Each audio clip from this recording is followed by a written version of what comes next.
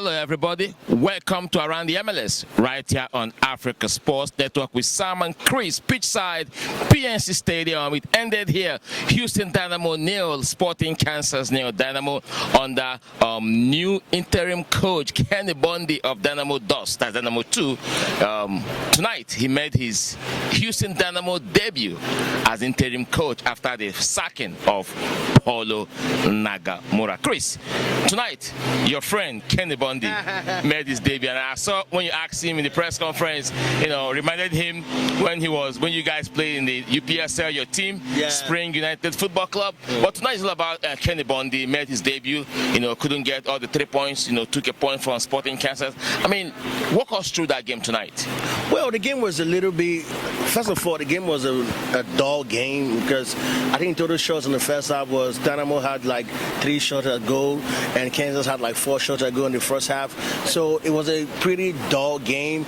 But the way the game was from Dynamo point of view, coming in with a new coach, a new philosophy, new ideology, it's you're bound to see changes happening and also a different mindset. Every coach has what makes them special, especially when it comes from the locker room down to the field. And Dynamo played okay, fairly, but you could tell that because there's a new management, there's a new coach, a little tactical changes were made, and I think the players are still trying to put themselves into that new style of the new interim coach, which is Kenny Bundy, who you just spoke about. Right, tonight, a lot of fans, despite the fact that the team has been performing, well, but the stadium was a little bit half full, or half empty, whichever way you choose to go by. But at the end of the day, Dynamo showed a little bit of hunger and zeal into this game, even though, they went down. One man, Matthias Vera, got his second yellow card in that game. And we saw William Agada, the Nigerian striker for Sporting Kansas, came close a couple of times to give his side the lead, but Steve Clark stood between him and the goalpost. We spoke to William Agada about the game. What can you make of that young lad? No, he has so much potential. He's such a talent. Like, you watch him today, he's hungry. He's a pure striker. He's big. He's strong. He's difficult to mark. You saw the goal he almost scored, the header that he flashed that Clark was able to parry over the bar. That's the kind of striker you want in your team because of his physique and how hungry he is to want to score goals. So I think he's going to go very far in his career if he continues playing. He's a starter for Sporting Kansas. There's a reason why he's a starter, and you saw him live performing today, and he really impressed. He came close a couple of times, and when came close a couple of times, those balls were just to keep up between him and the goal. So that's how good he is. I see him like a player that will go far in the game. But this time last season, Sporting Kansas, we were already in the postseason, third in the Western Conference.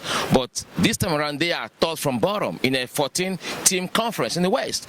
And I spoke to Hungarian international Daniel Shalou about, last season and this season, and he expressed how difficult the league is. Talent that have come into the league have made the league more competitive. That you were in the postseason this season doesn't mean you're going to be there. But there are teams that have shown consistency over the season, that every time you're going to see them in the post. Even LAFC couldn't make playoff last season. But look at their investment this season, and that is why they are the only team that have picked up postseason ticket in the Western Conference. Houston Dynamo, 14th in the Western Conference. First-year head coach Nagamura got fired in 19 games, when he first came, I said this: if you want to rebuild, why not bring in an experienced hand? If you don't want to go the route of bringing someone from the ranks, why not look inward?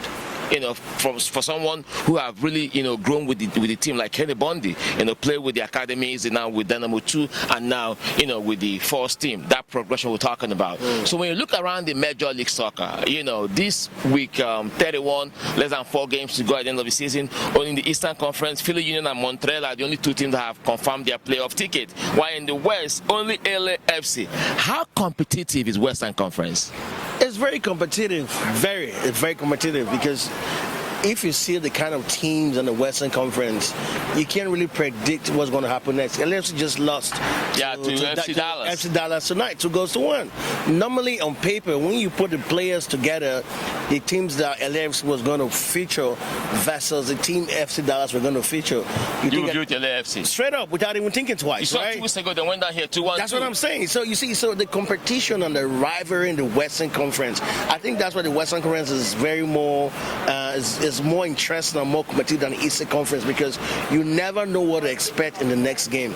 A team in the bottom of the league can go and upset the team that's number one. It's just how the Western Conference is, kind of the teams that the kind of caliber of teams that they have in the Western Conference. Now we have 2 front runners in the MVP: Sebastian Drusi of Austin Football Club and Hani Mukhtar of Nashville. Now Hani's on 22 goals, with I think double-digit assists too, while Sebastian Drusi, second season with Austin Football Club, I think 21 goals with a couple of assists. I mean, if you are opportune to vote for the MVP, who will be the choice? I think, well, it's going to be very difficult though, because those 2 players, Mukhtar and the guy from Austin FC, you see the kind of team they play for. First of all, these are new franchise teams that came to the MLS with less experience, and you see these players week in, week out putting in sweat, showing amazing performance for their team, and not just scoring goals, assists, ball runs, dribbles, passes, shots.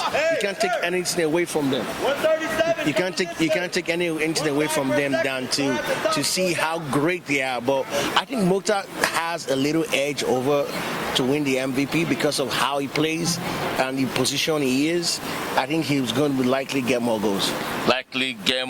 Now, Philadelphia Union seem to be steamrolling past every other team. They trashed Orlando City Football Club 5-1, and with LAFC defeat at Toyota Stadium in the hands of FC Dallas, that put Philly Union in the front burner to win the Supporters Shield. Yes. And when you look at how Philly Union have scored goals for fun this season, I'm not surprised, because last time out they narrowly lost to New York City Football Club in the Eastern Conference Finals, and now they are back again. Andre Blake, the goalkeeper, doing fantastically well for Philly Union. And New York City Football Club, with the sale of Tati Casillas to La Liga, I mean, that kind of blunted their attack, and they were not scoring goals the way they used to score. So that's why they found themselves struggling now in the Eastern Conference, 4th on the log, 46 points, not yet through to the postseason, because we have like 12 points, 9 points to fight for, to the end of the season. So that means that's why nobody have been confirmed. But if this MLS runs a relegation and promotion system, I see a lot of teams will not be in the major league. It's standard, and also the hunger will be more, because knowing that you're going to get relegated will make you want to fight for every psychology. point. Yeah, you want to fight every game, because every game is like a final. The same in Europe, like in the Premier League, in La Liga, in Italia, Serie A. They know that if you don't win games, you might face relegation. So it makes the players sit up and want to play and win. All right, let me give you a rundown of results in the MLS this week. 31, Cincinnati trashed San Jose 6-1. Atlanta trashed Toronto Football Club 4-2. Philly Union earlier steamrolled Orlando 5-1. Chicago Fire beat Inter Miami 3-1. Austin Football Club lost to Seattle 3-0 at the Lumen Field. FC Dallas, Jesus Ferrari scored the brace for FC Dallas as they come from back to beat LAFC 2-1. Houston Dynamo played a goalless draw against Sporting KC. Colorado Rapids 3, Vancouver 1, Real Salt Lake 0, and DC United 0. MLS have 3 games to go in the regular season before we start the postseason. Having watched some key games in the regular season, which game will you recall a little bit that stand out for you, Chris? Well, I think so far it's been the Dynamo LAFC game. No, for real. That game is, I saw a different Dynamo I've never seen in my life before, LAFC, I knew what to expect from LAFC, that these guys were going to come out blazing and smoking, coming to definitely want to take 3 points. LAFC, like the Madrid of the MLS, Yeah, you're right. Anything short of a 3-point is a disappointment, not even a draw, because they have invested millions of dollars to the team. They have the best names that are still in their prime. They are not retired players. They're still playing very well. And they're those players that are called game changers. These guys are decided games in Europe so many times. They are used to it. So deciding games here is supposed to be like child's play.